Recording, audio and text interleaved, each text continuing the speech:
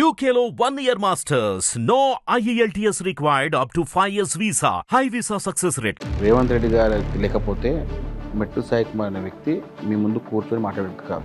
అందులో గాలి మాటలు మాట్లాడి గత్తర మాటలు మాట్లాడి ఏదో ఆ టైంకి మాట్లాడ కాదు. రేవంత్ రెడ్డి గారు ప్రభుత్వంలో, కాంగ్రెస్ పార్టీ ప్రభుత్వంలో ప్రతి ఒక్క మహిళకు, ప్రతి ఒక్క మత్స్యకారునికి ఆదుకునే ముఖ్య ఉద్దేశమే ఈ మహిళా సాధికారత విషయంలో రేవంత్ రెడ్డి గారికి మాట. 32 ఉత్పత్తి కేంద్రాలని మూసివేసిన కేసీఆర్ ప్రభుత్వంలో రేవంత్ రెడ్డి గారి ఈ ప్రభుత్వంలో 32 గుర్తించి దాన్ని బయటికి తీసుకోవడమే మా ఫస్ట్ పని. కోదండరామ్ గారిని ఎంత వాడుకున్నారు కేసీఆర్? తెలంగాణ ఉద్యమంలో కేసీఆర్ అంటే కోదండరామరెడ్డి ఇప్పుడు ఎమ్మెల్సీ అయ్యండి. ఎవరు చేసి రేవంత్ రెడ్డి గారు? రేవంత్ రెడ్డి అంటే ఉద్యమకాలకు గౌరవించింది కదా. ఉద్యమకాలను దూరం పెట్టింది కేసీఆర్. అవును, ఉద్యమకారులు అంటే గుర్తొచ్చినాక వాళ్ళకి స్థలాలు ఇస్తా అని చెప్పినారు. అవన్నీ ఇస్తాం మై డియర్, తప్పకుండా ఇస్తాము. ఇప్పుడు నీ మీద ఎఫ్ఐఆర్ బుక్ అయిందా ఉద్యమ టైంలో? 39 లక్షల గణనీయ కుటుంబాన్ని, మత్స్యకార కుటుంబాలని 100% ఆదుకుంటాము.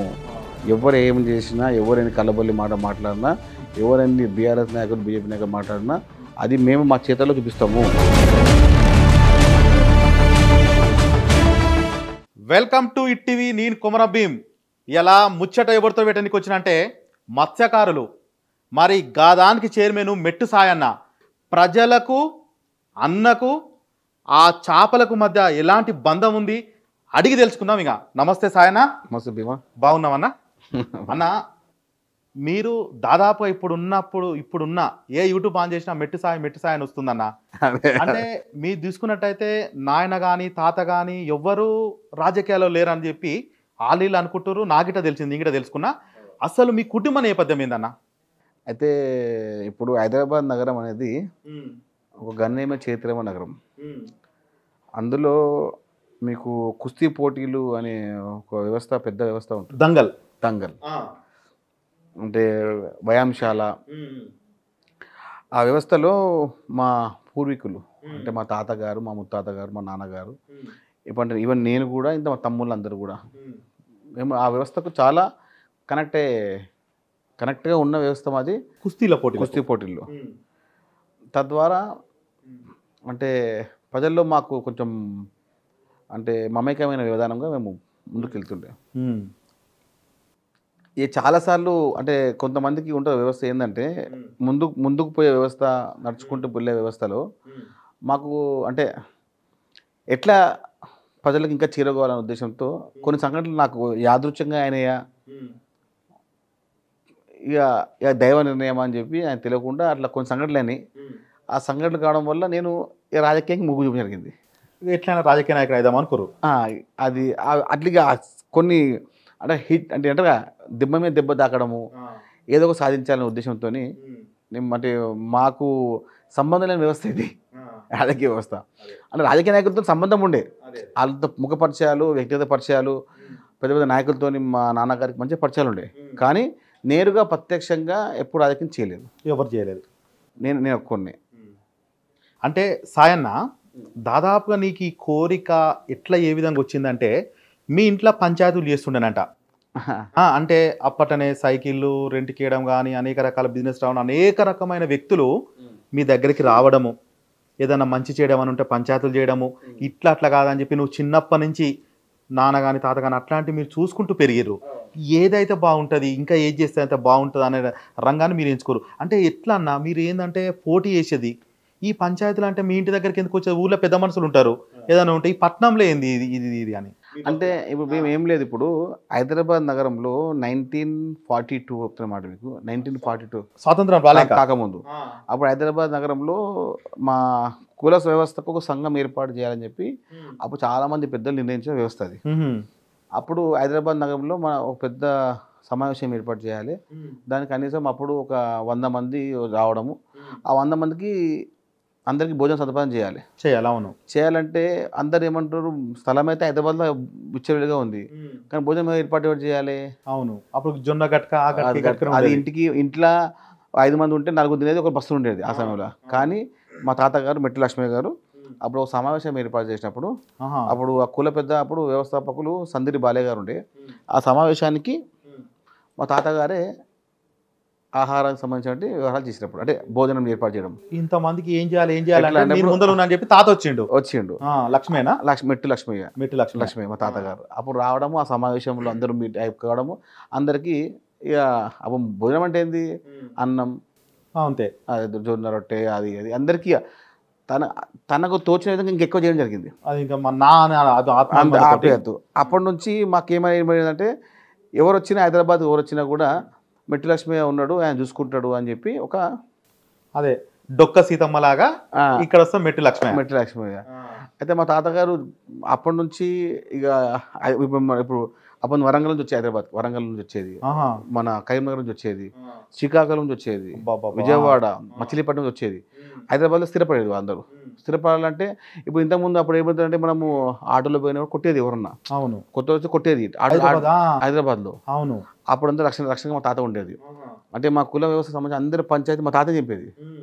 ఎవరు వచ్చినా కూడా అర్ధరాత్రి పంచాయతీ చెప్పేది, పంచాయతీ. ఇప్పుడు హైదరాబాద్కి అప్పుడు ఇంతకుముందు ఎవరు వచ్చినా కూడా టికానా ఉండకపోయేది. టికానా ఎక్కడ ఉంటున్నారు అంటే ఇక్కడ ఉంటుంది. ప్రతి ఒక్కరు హైదరాబాద్ వచ్చి మమ్మల్ని కలిసిపోయేది. టికానా అట్లా ఆ వ్యవస్థ మేము నడిపించాం. కాబట్టి అదే కంటిన్యూగా మా నాన్నగారు చేయడం. మా తాతగారికి 5 మంది పిల్లలు, 5 మంది మగ పిల్లలు, 5 మంది ఆడపిల్లలు, 10 మంది. మీ లక్ష్మీ తాతకు అందరూ. మా నాన్న సెకండ్, ఇంకా మా చిన్నాన్న ఉన్నారు, మా చిన్నాన్నలు ముగ్గురు, ఇంకో చిన్న, ఇంకా మంచి అందరూ హైదరాబాద్ ఇచ్చిరా. అంతా హైదరాబాద్, మొత్తం వ్యవస్థ అంతా హైదరాబాద్కి. మా అత్తవాళ్ళు కూడా అంతా హైదరాబాదే. ఆ తర్వాత మా నాన్నగారికి 7 మంది పిల్లలు. మేము 7 మంది. నువ్వు ఎన్నో? నేను సెకండ్, థర్డ్. నేను 4 అక్క జిల్లలు, 3 అన్నదమ్ములు మేము. అంటే మాది ఎప్పుడంటే మేము పెట్టేచ్చేయం అది. అంటే ఇంకోటి రాజకీయ, మా నాన్నగారికి చాలా మందితో చాలా మంచి సత్సమానం ఉండే. ఎవరు మన టి అంజయ్ గారితో కానివ్వండి, నాన్న నరసింహరెడ్డి గారు కానివ్వండి, ఇప్పుడు మన జయపాల్ రెడ్డి గారు కానివ్వండి, అదేవిధంగా మన గడ్డం వెంకటస్వామి గారు కానివ్వండి, వాళ్ళందరితో మా నాన్న చాలా చాలా చాలా దగ్గర అనుబంధం ఉండే. అంటే అప్పట్లో పెద్ద పెద్దలతో రాజకీయ పరంగా, ప్రత్యక్షంగా, పరోక్షంగా. కానీ ఇక మేము ఆ వాతావరణం చూసి కొన్ని సంఘటనలు ఎట్లా వచ్చినట్టే భీమన్న, మనం ఇప్పుడు ఇట్లనే ఉంటే కష్టము, రాజకీయంగా ఎదగాలి అనే ఒక సంకల్పాన్ని నేను నిర్ణయించుకున్నాను. అంటే మీ 7 మంది అన్నదమ్ములల్లా మీరు నిర్ణయించుకోరు.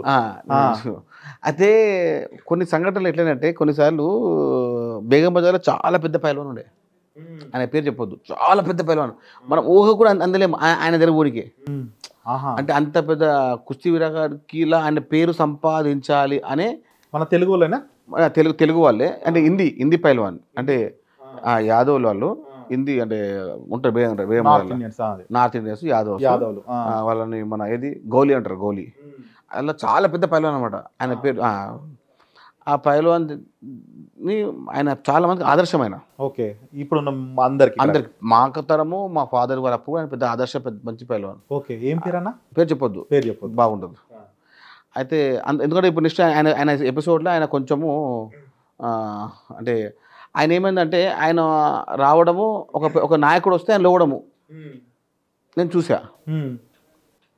అంటే ఆయన కూర్చుంటే ఆయన కూర్చుంటలేదు.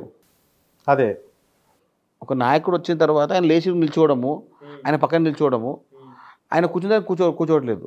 అంటే నాకు అనిపించింది, ఏంది ఇది, మనము లైఫ్ లాంగ్ అయితే కూడా అంత పెద్ద మనం పైల్వాన్ కాలేదు, కుస్తీ వీరగాడు మనం రెజ్లింగ్ కాలేము. మాకు ఈయన పెద్ద ఆదర్శ గురువు, ఈయనలాగా మేము కావాలనుకున్నాము. అట్లాంటి రాజకీయ నాయకుడు ఈయన ఎందుకు లేస్తుండే, ఎందుకు కూర్చుంటాను అని చెప్పి మనసులో పడ్డ తర్వాత చాలా పెద్ద, అంటే ఇక నేను అప్పటికి ఆ సంఘటనలు ఇంకా 2-3 ఇంకో కుటుంబ సంఘటనలు కావడం వల్ల నేను ప్రిపేర్ అయిపోయినాయి. ఏమని, నాయకుడు కావాలని. ఏదో ఒకటి చేసి మనము సపరేట్ ట్రాక్ ఏర్పాటు చేయాలి, ఆ సపరేట్ ట్రాక్లో మన అంటూ గుర్తింపు అని చెప్పి కాంగ్రెస్ పార్టీ ఎంచుకోవడము. గత 10 సంవత్సరాలు కాంగ్రెస్ పార్టీకి నా తగ్గట్టు నా సేవలు చేయడము అని చేయడం జరిగింది.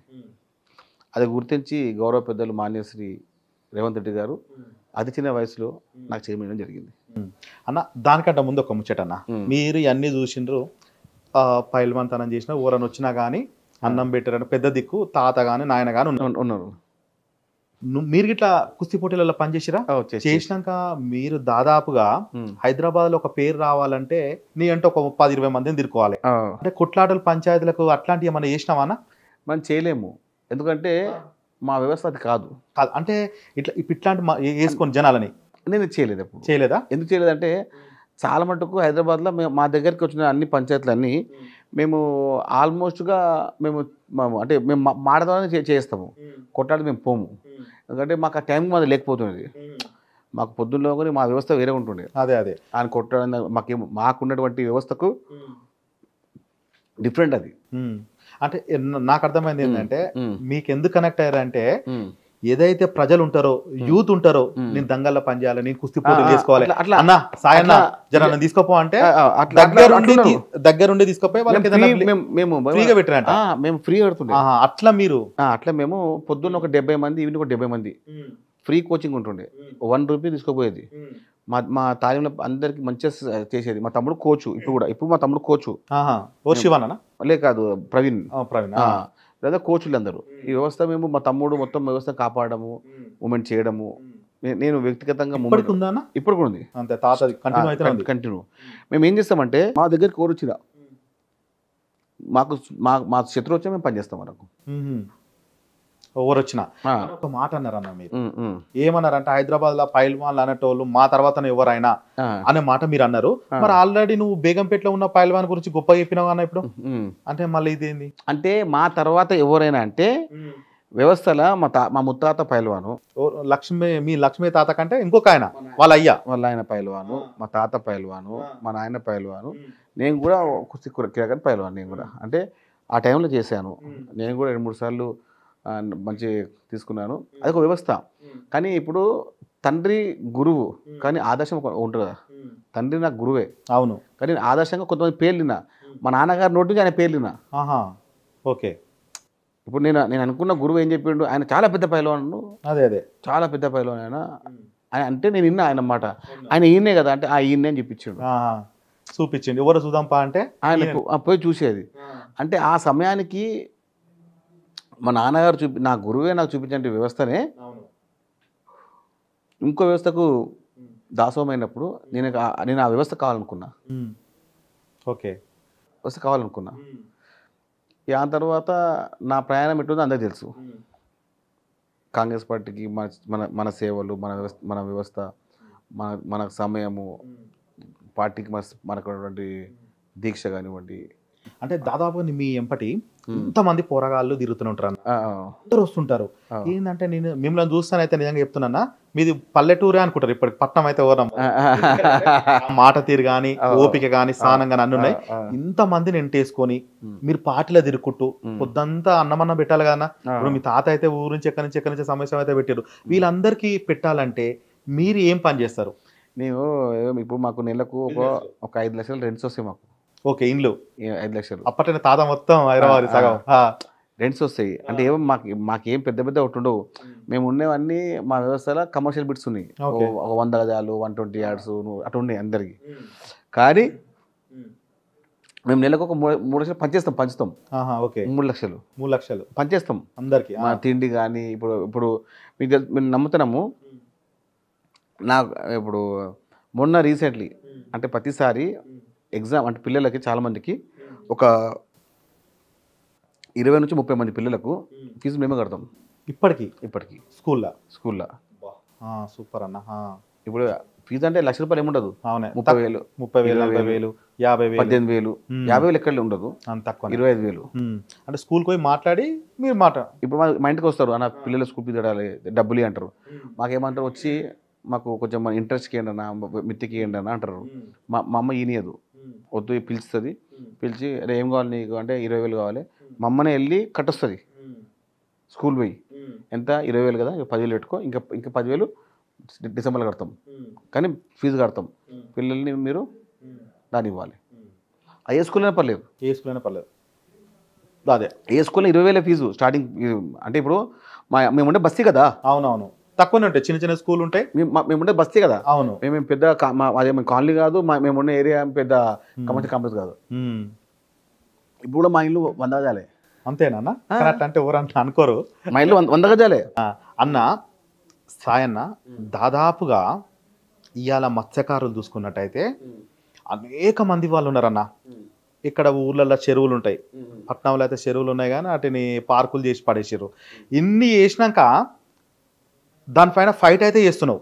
మీకంటే అనుభవం ఉన్న వాళ్ళు ఉన్నారు, చేపలు పట్టిన వాళ్ళు ఉన్నారు, ఆ కుటుంబంలో చనిపోయిన వాళ్ళు ఉన్నారు, కుల సంఘాలు పెట్టిన వాళ్ళు ఉన్నారు, వాళ్ళ బాధ ఫైట్ చేసి రోడ్డు మీదకి వచ్చి నిరసన చేపలు పట్టుకొని నిరసన చేసిన వాళ్ళు ఉన్నారు. అనేక మంది మా గోస ఎవరు చెప్పుకున్న క్రమంలో మీరు అప్పుడప్పుడు మాట్లాడుతుండేది.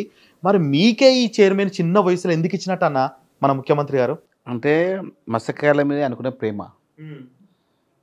మనవాడు మత్స్యకారుడు ఉన్నాడు, మంచి పని చేసిండు, పోరాటం చేశాడు, ఒక నమ్మకం. నిరంతరం పని చేయగలుగుతాడు. పని చేసే విధానానికి నేను దగ్గర ఉంటే నాకు తెలిసిన నమ్మకంతో. ఇప్పుడు ముఖ్యమంత్రి గారు ఏ పని చేసే ఏ పని అప్పగించినా కూడా ఎవరైతే పని చేస్తారో వాళ్ళకి ఇస్తాడు. రేవంత్ రెడ్డి అనేది వాస్తవం ఇది. అంతే. అది ఎంత పెద్ద తోపైనా కానీ, ఎంత పెద్ద దారికైనా కానీ ఈ పని చేస్తాడంటే ఇస్తాడు, చేయకుండా అసలు ఇయ్యడు. 35 మంది చైర్మన్లు ఇచ్చిన తర్వాత ఏ ఒక్క నాయకుడు కూడా బయట వ్యక్తి కాదు. ఇది కేవలం రేవంత్ రెడ్డి గారికి సొంతమైంది, కాంగ్రెస్ పార్టీ ఉన్న నాయకులకు మాత్రమే. రేవంత్ రెడ్డి గారు లేకపోతే మెట్టు సాయి కుమార్ అనే వ్యక్తి మీ ముందు కూర్చొని మాట్లాడేది కాదు. Okay, super. ఎందుకంటే నేను చెప్తాను కదా భీమన్న, మనము ఒక సామాన్య కుటుంబం మనది ఉండొచ్చు, వ్యవస్థకు పెద్ద ఉండొచ్చు, కానీ మనం ఉండే బస్తీ పక్కన మన సామాన్య కుటుంబమే. సామాన్య కుటుంబం, ఒక గ్రామం పెట్టానో ఒక బస్తీ లాగా అట్లా. అన్న దాదాపుగా మీరు చైర్మన్ అయినాక దీనికి అనేక రకాలుగా టీఆర్ఎస్ పైన మీరు ఇట్లా మా గురించి యూనివర్సిటీ కడుతున్నారు, ఆ ప్రమాద భీమా 6 నెలల లోపు ఇస్తా అని చెప్పినారు, మన యూనివర్సిటీ విద్యార్థులకు ఇట్లాంటివి చేస్తా అని చెప్పి ఇవన్నీ చేస్తా అని చేయలేదు.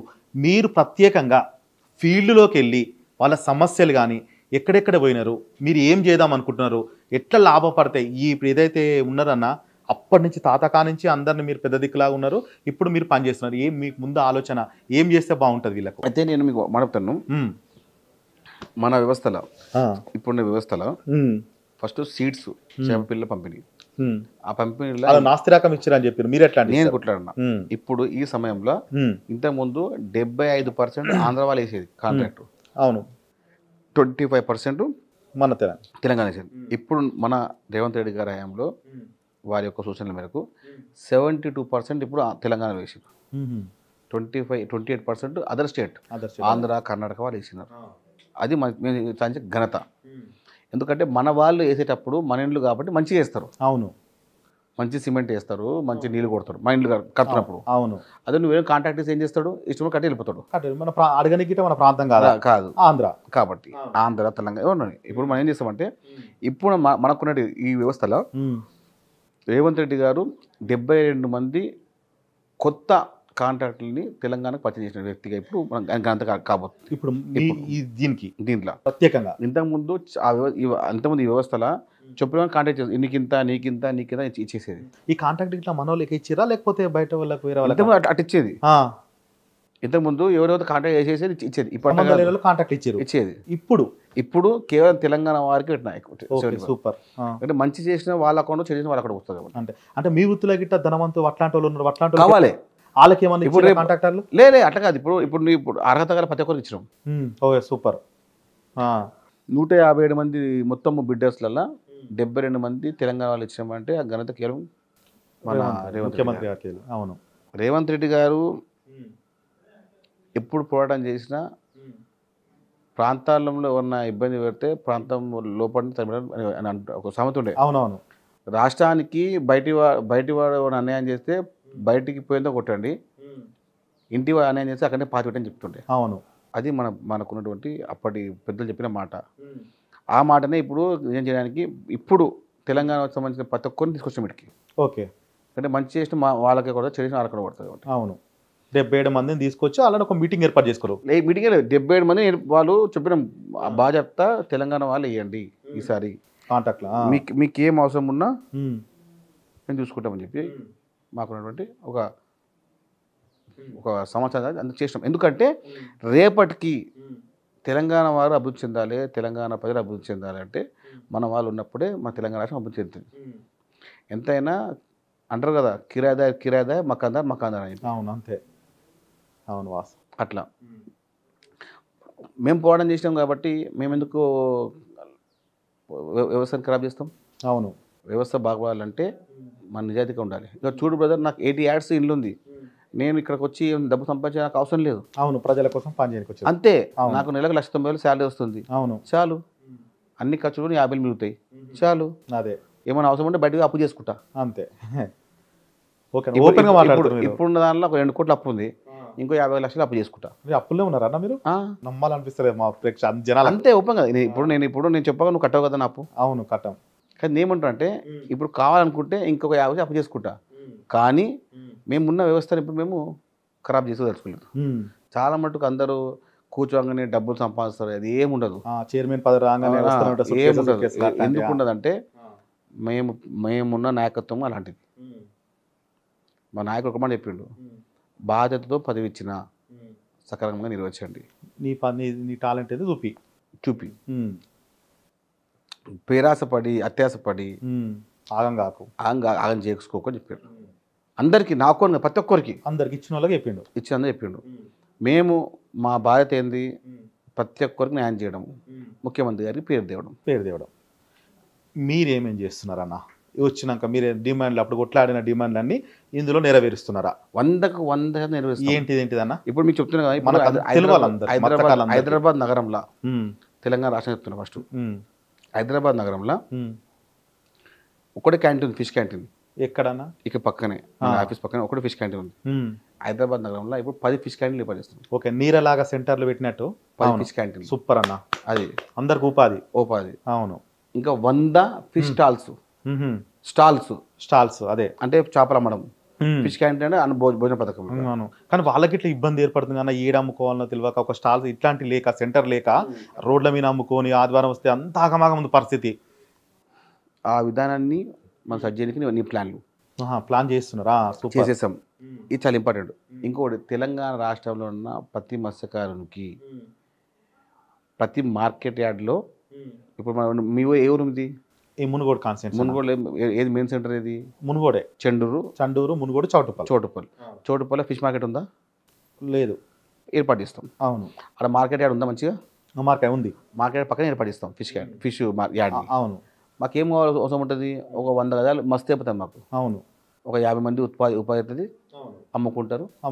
అది అంటే అందరికీ ఉపాధి కల్పించే విధంగా, అందరి మత్స్యకారులు ఆదుకునే విధంగా, అందరికీ మహిళా మత్స్యకారులని ఆర్థిక చేసే విధంగా ముఖ్యమంత్రి గారు ప్రతిష్టమైన ప్రణాళిక ఏర్పడిస్తున్నారు. సూపరా. ఏదైనా మాది మాటల్లోనే ఉంటుంది, చేతుల్లోనే ఉంటుంది. చెప్పిందే చేస్తాం. అదే అందులో గాలి మాట్లాడి గత్తర మాట్లాడి ఏదో ఆ టైంకి కాదు.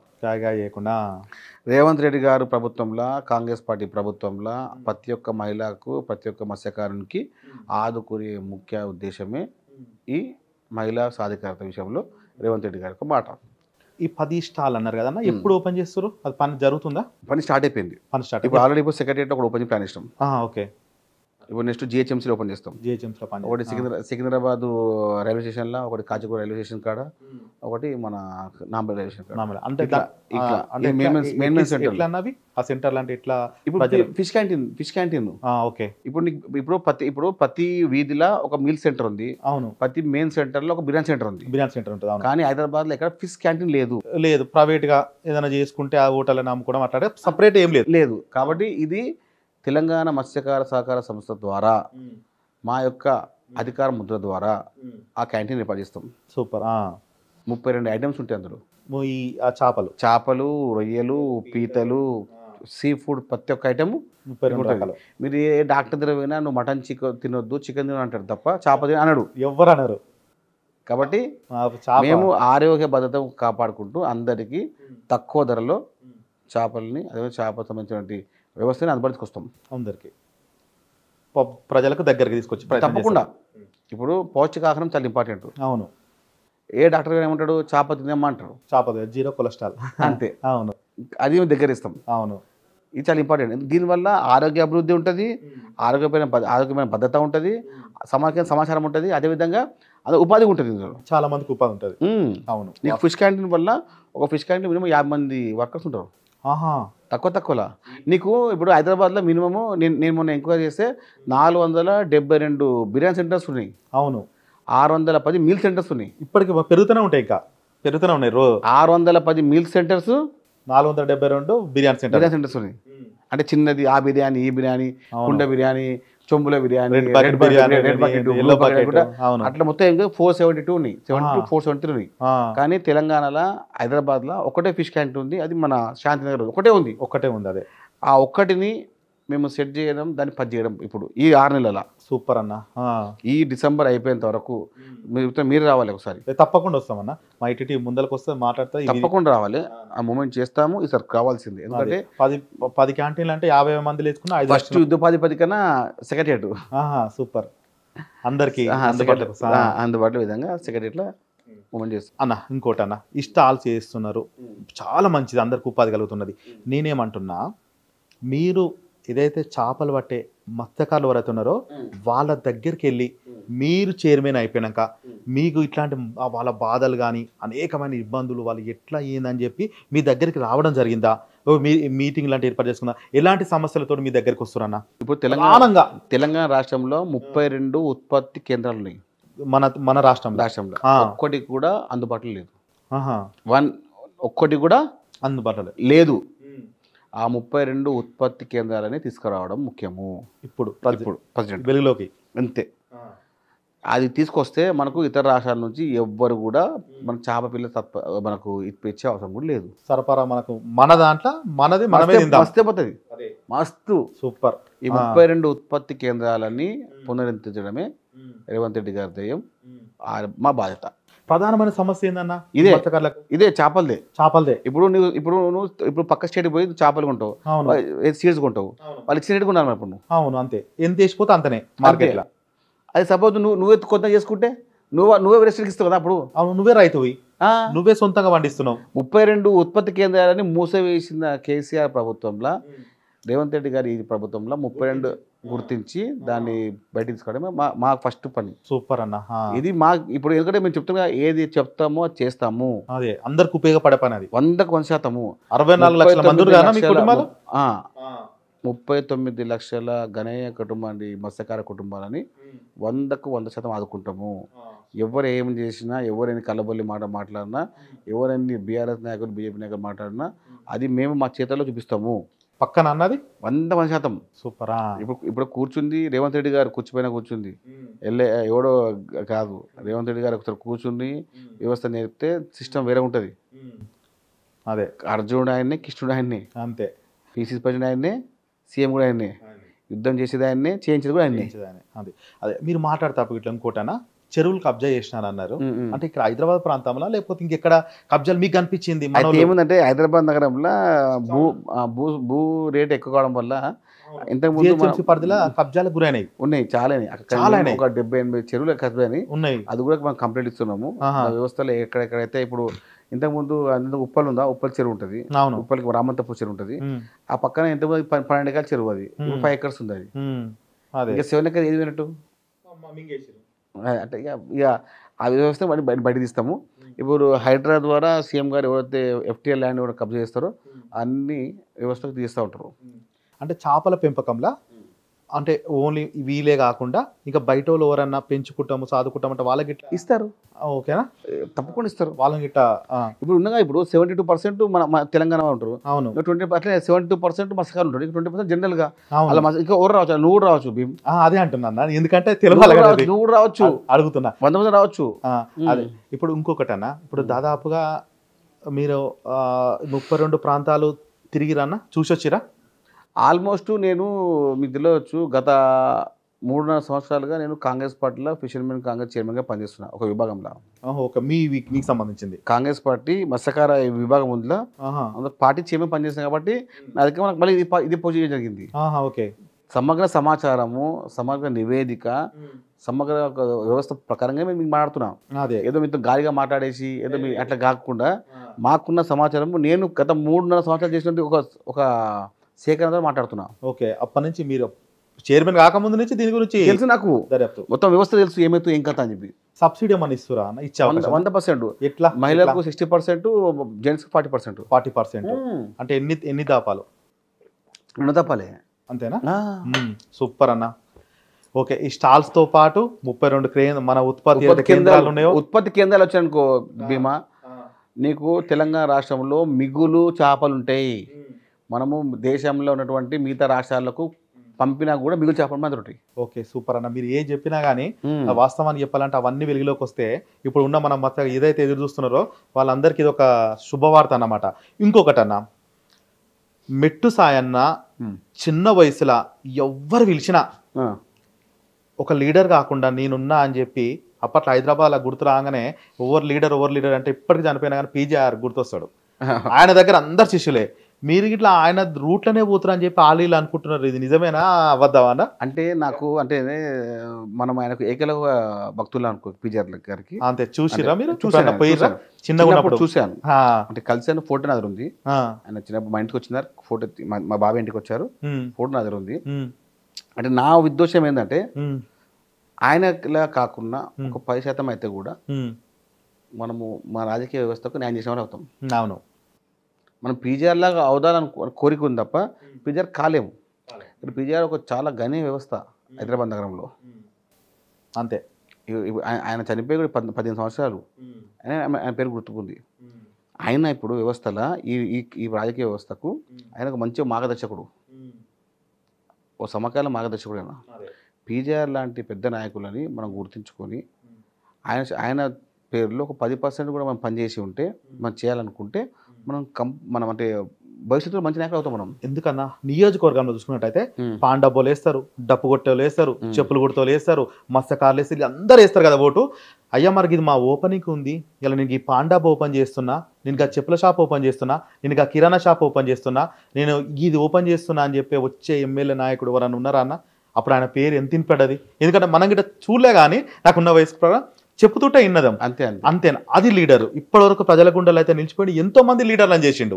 ఇప్పుడున్న దాదాపు పేర్లు చెప్పాల్సిన అవసరం లేదు, చాలా మంది ఉన్నారు. నేనేమంటానంటే ఇప్పుడు మనకు ఆయన రాజకీయంలో ఒక 10% చేస్తే చాలా అంటున్నారు. అదే అంటున్నాను నేను. మీ లైఫ్లో ఈ లైఫ్లో ఇప్పుడు చాలా ఉంది కన్నా మీ ఫ్యూచర్. నేను ఆయన చేస్తే మనము మన రాజకీయ భవిష్యత్తు న్యాయం చేసుకోతాము. ఇప్పుడు ప్రతి ఒక్కరు ఇప్పుడు ఆదర్శంగా నిలవాలంటే చాలా పనులు చేయాలి. కొన్నిసార్లు మనకు ఇబ్బంది అవుతుంది అలా కూడా, కానీ చేయాల్సిందే. అంటే దాదాపుగా అన్న మీ దగ్గరికి అంటే అప్పటి నుంచి చూస్తూనే ఉన్నారు. నాకు అనిపించింది ఏంటంటే రాజకీయ నాయకుడు అయితే ఇంకా 10 పనులు ఎక్కువ చేసుకోవచ్చు, ఏదైనా చేసుకోవచ్చు అని చెప్పి అయిదాం అనుకున్న అయినారన్న. ఎట్లా అనిపించింది? మీ ఫ్యామిలీలో ఎవ్వరు కాలే కదా, కనీసం వార్డు మెంబర్ గిట్ట కాలే కదా, మీ అత్తగారులకు కానీ, ఫ్రెండ్స్ కానీ, చుట్టాలకు కానీ, బంధువులకు కానీ మీకు ఎట్లా అనిపించింది? అంటే కొంచెము ఒక్కోసారి వాళ్ళందరూ చాలా ఆనందపడతారు. అంటే కాంగ్రెస్ పార్టీ అధికారం రాగానే కాంగ్రెస్ పార్టీ నాయకత్వంలో మెట్టు సాయి కుమార్కి ఒక మంచి స్థానం ఇవ్వడము, కార్యకర్తని నాయకుడిగా గుర్తించడము, అది చాలామంది ఇప్పుడు కాంగ్రెస్ పార్టీకి పైన ప్రేమ నాకు చాలా. అంటే పార్టీ అధికారంలో ఉన్నా లేకున్నా మనం పనిచేయడం, మనము పనిచేసిన విధానాన్ని మన వ్యక్తిగత విధానానికి దూరంగా ఉండడం. నేను నమ్ముతున్నాము, నేను కాంగ్రెస్ పార్టీ నాయకత్వానికి నేను దాసోహం అంతే. నేను కార్యకర్తని. ఇప్పుడు నీ కుళ్ళొప్తా, ఇప్పుడు నేను చైర్మన్ని, నేను గాంధీ పోతే కార్యకర్తని. అవును, ఇంతకుముందు వస్తే నువ్వు లీడర్ లాగా అనిపించాలన్న. మామూలుగా సింపుల్ మనం ఎప్పుడైనా కలిస్తే ఎట్లా మాట్లాడుకుంటామో అట్లనే మాట్లాడు ఆఫ్ కెమెరా. అంతే. ఎందుకంటే మనము ఎక్కడైతే అహంకారం వస్తుందో అక్కడ మనం దెబ్బతినిపోతాం భీమా. మనం ఎప్పుడు ఇక్కడ మనం ఎట్టు చాలు, కొత్త యాక్టింగ్ చేయ అవసరం లే. అవును, ఇప్పుడున్నాము యూనివర్సిటీలో మంచిగా అనుకో, రేపు మనం చాలా మంచిగా ఉంటాం. ఎందుకంటే మనం ఎక్కడ వచ్చిన స్థాయిని మర్చిపోదు ఇప్పుడు. అవును, అంతే వాస్తవం అన్న. అప్పుడు మనకు ప్రజలతో మనం దగ్గర అవుతాము, లేకపోతే అహంకారం పెరిగిన తర్వాత మనం దూరం అవుతాం. దూరం అవుతాం, ప్రజలకు దగ్గర కావదే ముఖ్యము. అంతే. ఇప్పుడు మేము రేవంత్ రెడ్డి గారి దగ్గర పనిచేస్తున్నాం కాబట్టి ఆయన మార్గంలో మేము నడవాల్సిందే. ఆయన ఎప్పుడు పబ్లిక్ దగ్గర ఉంటారు కాబట్టి మేము ఆయనకు దగ్గర నడవాల్సిందే. ఎవరైతే పనిచేస్తలేరో మనకు అనే సంవత్సరం ఉంటుంది. వ్యవస్థకు రేవంత్ రెడ్డి గారు చాలా చాలా మంచి నాయకత్వాన్ని ఇవ్వబోతున్నారు. చెప్తున్నారు కదా అందరికీ, వేరే వాళ్ళు ఎవరు చెప్తున్నారు కదా, రేవంత్ రెడ్డి డిఫరెంట్. ఇప్పుడు కేటీఆర్, కేసీఆర్ వీళ్ళందరూ పెద్ద తోపుమాట మాడతారు కదా, రేవంత్ రెడ్డి గారు ఒక గణనీయమైన రాజకీయానికి రేపు భవిష్యత్తులో శ్రీకారం చుట్టబోతున్నారు. ఆయనలా ఇంకోళ్ళు ఉండరు. సూపర్ అన్న. ఓపెన్గా ఇప్పుడు ఉద్యమకారులని ఎవరిని కోదండరామ్ గారిని ఎమ్మెల్సీ చేసినారు చెప్పండి. కోదండరామ్ గారిని ఎంత వాడుకున్నారు కేసీఆర్? తెలంగాణ ఉద్యమంలో కేసీఆర్ అంటే కోదండరామ్ రెడ్డి ఇట్లా కోదండరామ్ రెడ్డి వచ్చిందంటే ఏ ఉద్యమంలో ఎవరు ఏ ఉద్యమం చేసినా కానీ ఉరికొస్తుండే. ఆయన పేరు పొద్దున్న లేస్తే టీవీలలో ఆయన పేరు ఉంటుండే. ఆయన పక్కన చెప్పండి ఒక మాట. అవును ఇంత వాస్తవం. ఇలాంటి ఇది ఉంటుందా? లేదు కరెక్ట్ కాదు. ఇప్పుడు ఆయన ఇప్పుడు ఎమ్మెల్సీ అయ్యండు. ఎవరు అవును కోదండరామ్ రెడ్డి సార్, ఎవరు చేసారు? రేవంత్ రెడ్డి గారు. రేవంత్ రెడ్డి ప్రభుత్వం అంటే ఉద్యమకాలకు గౌరవించిండు కదా. గౌరవించింది. ఉద్యమకాలను దూరం పెట్టింది కేసీఆర్. అవును అవును ఉద్యమకారులు అంటే గుర్తొచ్చిందంటే వాళ్ళకి స్థలాలు ఇస్తా అని చెప్పినారు, అవన్నీ ఇస్తాం మై డియర్, తప్పకుండా ఇస్తాము. అంటే ఇప్పుడు నీ మీద ఎఫ్ఐఆర్ బుక్ అయిందా ఉద్యమ టైంలో? నీ మీద ఎఫ్ఐఆర్ బుక్ అయిందా? కాలేదన్న. కాకపోతే నీకు ఇయ్యం, ఓకే నాకే వద్దు చెప్తున్నా. ఇప్పుడు చాలా మందికి అందరూ వస్తారు, నేను ఉద్యమం చేసినాడు. ఉద్యమంలో ఎఫ్ఐఆర్ బుక్ అయి అవును 2009 నుంచి 14 నుంచి ఉద్యమం అప్పటి ఉండాల్సిందే. ఎందుకంటే అంతే ఇప్పుడు 2009 నుంచి ఇప్పుడు మీరు ఉన్నారు, మీరు చేసిర్రు, మీకు ఇవ్వాల్సిందే. ఆయన చేసిండు, ఆయనకి ఇవ్వాలి. ఆయన చేయలేదు, ఆయనకి ఇవ్వద్దు. లే నేను ఆయన ఎంబడినా నా పేరు అప్పుడు మర్చిపోకుండా ఎఫ్ఐఆర్ వేయలే అంటే అంతేగా వాస్తవమే. అదే అన్న, దాదాపుగా మీరు చిన్నప్పటి నుంచి ఒక లీడర్ ఇన్స్పైర్ ఈయనలాగా అయితే బాగుంటుంది అని చెప్పి స్వర్గస్థులు అయిన వాళ్ళు కానీ ఇప్పుడు ఉన్న వాళ్ళు కానీ నీకు ఇష్టమైన నాయకుడు ఎవరన్నా? ఒక ముగ్గురు పేరు చెప్పు, ఒక్కరవది కానీ. అంటే నాకు ఏ పార్టీ అయినా కానీ. పార్టీ నేను ఎక్కువ అంటే మా మదరు చెప్పేది, రాజీవ్ గాంధీ గారు చాలా అంటే అప్పుడు ఆయన మాటలు, ఆయన అప్పుడు ఆ సమయం మా మదరు ఇంటర్ చదువుకున్నారు. అప్పట్లో 1971లో ఇంటర్ చదువుకున్నారు. 1979లో ఇంటర్ అంటే మామూలుగా 79లో ఇంటర్ అంటే ఏంది? మా మదరు మన కేశవ్ మెమోరియల్ హై స్కూల్లో 10th పాస్ అయింది. మాడపాటి హనుమంతరావు జూనియర్ కాలేజ్లో ఇంటర్కు ఫస్ట్ ఇయర్ అయింది. సెకండ్ ఇయర్లో మా పెళ్ళి అయింది అమ్మది. అయితే అప్పుడే మా అమ్మవారు రాజీవ్ గాంధీ గురించి వినేదంట. అదే అయితే 1972లో నమ్మదండి, 1992లో ఆయన ప్రధాని అప్పుడు రాజీవ్ గాంధీ గారి వ్యవస్థకు మా అమ్మ అంటే ఇలాంటి రాజకీయ నాయకుడు ఉండాలని అంటుండే. ఒక మంచి లీడరు. నాకు రాజీవ్ గాంధీ గారు అప్పటి చాలా అంటే ఇది. ఆ తర్వాత నాకు మెచ్చిన నాయకుడిగా నాకు ఇప్పుడు ఇష్టమైన నాయకుడు రేవంత్ రెడ్డి గారు. సెకండ్ నన్ను ఎప్పుడు ప్రోత్సహించిన నాయకుడిగా జగ్గారెడ్డి గారు, వీరమంతరావు గారు. వీరమంతరావు గారు, జగ్గారెడ్డి గారు ఇద్దరు నాకు ఎక్కువ రాజకీయంగా నాకు అంటే ఇన్స్పైర్ చేసేయడం వల్ల. రేవంత్ రెడ్డి గారికి నేను స్వతహా ఎప్పుడు రుణపడి ఉంటా. మీరు ఫాలో నేను దాసోహమే, నాయకత్వానికి దాసోహము, ఆయన దీక్షకు దాసోహము, ఆయన కార్యకర్తని నాయకులు చేసిన దానికి నేను దాసోహం. ఆయన సూపర్ 100%. రాజకీయంగా నాకు చాలా మటుకు జగ్గారెడ్డి గారు, హనుమంతరావు గారు ప్రోత్సహించేది. ఈ విధంగా చేయాలి, ఈ విధంగా చేయాలి, ఈ విధంగా చేయాలని ప్రోత్సహించేది. కాబట్టి మీరు చెప్పిన ఈ ముగ్గురు నాకు చాలా దగ్గర. ఇక రాజీవ్ గాంధీ, రాహుల్ గాంధీ ఇక వాళ్ళు ఇక డిఫరెంట్ పార్టీ వాళ్ళు. అన్న దాదాపుగా నేనున్న పొలిటికల్ లీడర్ అందరు ఛానల్లో ఇంటర్వ్యూ చేస్తారు, అంతా ఇది ఇట్లా అది అట్లా నడుతున్నారు. నేను ఏంటంటే మీకు ఇచ్చిన కార్పొరేషన్లు ఏవైతే పనులు ఉన్నాయో దాని గురించే మాట్లాడినా, అదే అడిగినా, మీరు ఏం చేస్తారో అడిగినా. రానున్న రోజుల్లో 10 స్టాల్ పెడుతున్నారు, మండలానికి ఒకటి ఇక్కడైతే మంచిగా ఉంటుందో అక్కడ పెడుతున్నారు. వాళ్ళకి ఏదైనా 32 ఉత్పత్తి కేంద్రాలు ఉన్నారు. వాటిని వెలుగులోకి తీసుకొచ్చి మన సంపద మనది, మనం వండుకొని మనమే తినేటట్టు ఉంటే లాభం ఉంటుంది అని చెప్పి అట్లా చెప్పారు. అనేక రకాలుగా బాగుందన్న. 2 నిమిషాలు మత్స్యకారులకు మీరైతే చైర్మన్ పదవి తీసుకున్నారో వాళ్ళందరికీ, రాష్ట్రంలో ఉన్న మన అందరికీ 2 నిమిషాలు కెమెరా చూసి మీరు ఏం చేయాలనుకుంటున్నారు, ఎట్లా చేయాలనుకుంటున్నారు ముందు ఒక్కసారి మీరు చెప్పండి అన్న. తెలంగాణ రాష్ట్రంలో ఉన్న ప్రతి మత్స్యకారునికి కాంగ్రెస్ పార్టీ ప్రభుత్వం, రేవంత్ రెడ్డి గారి ప్రభుత్వం అండగా ఉంటుంది. ఎక్కడ చెరువు ఉంటుందో అక్కడ మత్స్యకారులకు భాగం ఉండే విధంగా ఒక ప్రత్యక్షంగా పరోక్షంగా ప్రణాళికలు తీసుకుపోతున్నాము. ముఖ్యంగా రాష్ట్రంలో ఉన్నటువంటి మహిళా మత్స్యకారులని ధనవంతులు చేయడమే రేవంత్ రెడ్డి గారి లక్ష్యం. ఆ దీక్షతోనే మేము ముందుకెళ్తుంటాం. అదేవిధంగా తెలంగాణ రాష్ట్రంలో ఉన్నటువంటి 32 ఉత్పత్తి కేంద్రాలని మేము వెలుగులు తీసుకొచ్చి దానికి తెలంగాణ రాష్ట్రానికే మత్స్య సంపద ఏర్పాటు చేసే విధంగా ముందుకు వెళ్తుంటాము. అది మా భవిష్యత్ కార్యాచరణ. ఎందుకంటే ఇతర రాష్ట్రాల నుంచి, ఇతర దేశాల నుంచి మన చేప పిల్లలు పంపిణీ తీసుకునే ఈ తెలంగాణ రాష్ట్రంలో రేపు వచ్చే తరం అంటే వచ్చే 2 సంవత్సరాలు 3 సంవత్సరాలు కూడా ఉత్పత్తి కేంద్రాలని మనం పునరుద్ధరించి అదేవిధంగా ఇతర రాష్ట్రాలకు మనం చేప పిల్లలు పంపిణీ చేసే విధంగా ఎదగాలని చెప్పి రేవంత్ రెడ్డి గారి యొక్క ఆలోచన. ఎందుకంటే ముఖ్యమంత్రి గారి దగ్గరనే మత్స్యశాఖ శాఖ ఉంది కాబట్టి మనకు ఇది మంచి తరుణం. తెలంగాణ రాష్ట్రంలో ఉన్నటువంటి ప్రతి మత్స్యకారుని ఆదుకునే విధంగా కాంగ్రెస్ పార్టీ చర్యలు తీసుకుంటుంది. అదేవిధంగా ప్రత్యక్షంగా పరోక్షంగా ప్రణాళికలు చాలా సిద్ధంగా ఉన్నాయి. ఎందుకంటే తెలంగాణ రాష్ట్రంలో గణనీయంగా ఉన్న మత్స్యకార కుటుంబాలని వారి యొక్క ఆర్థిక స్థితిగతులు రేవంత్ రెడ్డి గారికి ప్రత్యక్షంగా తెలుసు. ఎందుకంటే కొడంగల్ నియోజకవర్గంలో దాదాపు 70,000 పైచీలకు మత్స్యకారులు ఉన్నారు. కాబట్టి రేపు రాష్ట్రంలో ఉన్న ప్రతి మత్స్యకార కుటుంబానికి పక్షపాతిగా ముఖ్యమంత్రి రేవంత్ రెడ్డి గారు కాబోతున్నారు. మీ అందరి సహకారంతో, మీ అందరి ఆశీర్వాదంతో. చూసిరు కదా, ఏదేమైనా సరే ఈ అన్నతోటి ముచ్చట పెడుతున్నైతే హైదరాబాద్ ఉంటే ఐసా కైసా అంటారు, కానీ అన్న ఓపికతోటి సహనంతో ఉన్న ఎవరైతే లీడర్లు ఉన్నారో వాళ్ళన్న ఆదర్శంగా తీసుకొని నలుగురికి లైఫ్ ఇచ్చుకుంటూ దాదాపు అన్న చుట్టూ దాదాపు 10-20 మంది ఉంటారు నాకు తెలిసి. వాళ్ళందరికి లైఫ్ ఇచ్చుకుంటూ మత్స్యకారుల కోసం ఎప్పుడో మత్స్యకారుల అంటే చేపల ఆదివారం వస్తాను అట్లనే కాకుండా నిరంతరం గుర్తుంటేటట్టు దానికి కట్టుదిట్టమై ఒక రాజులాగా పనిచేస్తుండు అన్న. లీడర్ కావాలి, ఈ చైర్మన్తో కాకుండా మరింత ఆయన ఏదైతే గోల్ ఉందో అది అయినాక మరొక స్టాల్ పెట్టినాక మరొకసారి అన్నతోటి మంచి ముచ్చట పెడతా, ఇట్లా కాదు లైవ్లో పెడతా.